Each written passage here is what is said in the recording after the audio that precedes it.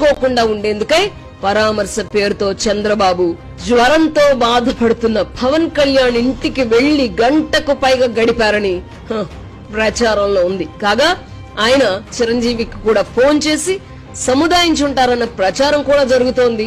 మాట తూలే ముందు సంయమనం పాటిస్తే బాలకృష్ణకే గౌరవం పెరుగుతుంది. శాసనసభలో ఏకవచనంతో ఎవ్వరిని సంబోధించకూడదు.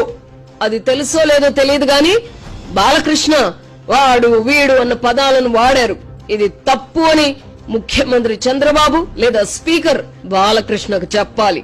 నటుడిగా బాలకృష్ణ వ్యవహార శైలి వల్ల లాభమైన నష్టమైన ఆయన మాత్రమే అనుభవిస్తారు.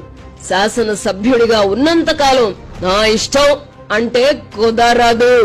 సభా సంప్రదాయాలకు విలువలకు ఆయన కట్టుబడి ఉండాల్సిందే. అయినా గాలికి పోయే కంపను నెత్తిన వేసుకునే వారికి ఏం చెప్